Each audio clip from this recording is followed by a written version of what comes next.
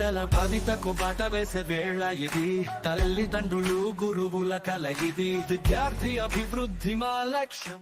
Talent ఉన్నారంటే చాలా గర్వంగా ఉందమ్మా. లేడీస్ ఇక్కడ లేడీస్ అంతా చాలా మంది మరి హుషారుగా ఉన్నారు. ఈ పిల్లలు భవిష్యత్తును బంగారంలా తయారు చేసేది ఉపాధ్యాయులే కదా. ఏ లీడర్ అయినా, డాక్టర్ అయినా, లాయర్ అయినా, ఎవరైనా మన ఉపాధ్యాయులు నేర్పిస్తేనే కదా మీకు వచ్చేది. కాబట్టి తల్లిదండ్రులు గురువు దైవం అన్నారు కదమ్మా. ఓకే, ఇప్పుడు ఏ నాయకులు కూడా అదే కదా, education as tool for social change అని మహాత్మా గాంధీ అన్నారు. ఆ బాటలో మీరు నడవాలి. మీరు తల్లిదండ్రులు ఈ పిల్లల్ని వచ్చి వీళ్ళు ఏం చేస్తున్నారు, వీళ్ళ కోసము వీళ్ళు భయపడే అవసరం లేదుమా. మీరు ఇక్కడ మా గౌరవనీయులైన సీఎం గారు వీళ్ళకి అన్ని ఫెసిలిటీస్ చేపిస్తున్నారు, సీఎం చంద్రబాబు నాయుడు గారు. మీరు కాబట్టి ఆయనకి ధన్యవాదాలు తెలపాలని కోరుతున్నాను. మాట్లాడు ఎట్లున్నారు, అంతా ఓకే కదా? పేరెంట్స్ వచ్చారు, అందరూ హ్యాపీగా ఉన్నారు. ఇంకా డిసిప్లిన్ గురించి మాట్లాడాలంటే ఆల్రెడీ మీకు హాస్టల్ మొత్తం నీట్ గా చూసారు. మస్కిటో నెట్స్ అన్నీ ఉన్నాయి. మస్కిటోస్ ఏమంతకు ఎక్కువ రావు. ఇంకా మీరైతే చెత్త వల్ల మస్కిటోస్ రావాలి, మళ్ళీ జ్వరం వస్తుంది, 2 రోజులు లీవ్ వస్తుంది, మీరు పడుతుంటారు. అట్లా కాకుండా గౌరవమైన చదువు నుంచే వస్తుంది.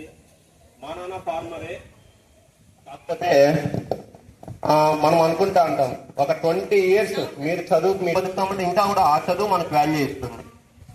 ఒక పేదరికం నుంచి పైకి వచ్చేది చదివేనా. ఇప్పుడు మనలో ఇప్పుడు మీరు కూడా ఉంటారమ్మా తల్లిదండ్రులు. ఇప్పుడు చాలా మందిని చూస్తాను హాస్పిటల్కి 14 ఏళ్ళకి పెళ్లిళ్ళు చేస్తున్నారు ఆడపిల్లలు.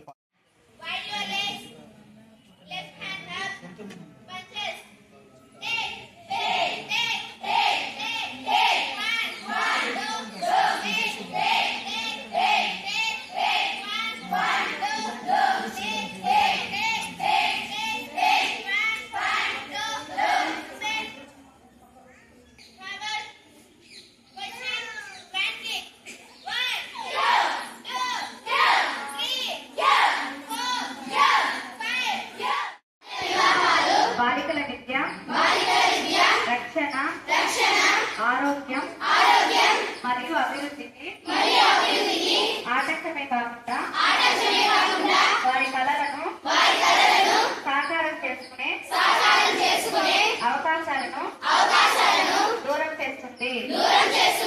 అందువల్ల నేను ప్రతిజ్ఞ చేస్తున్నాను. మీ పిల్లలు మీరు పెళ్లి చేసి మీరు మళ్ళా జైలు చుట్టూ తిరగాల్సిందే.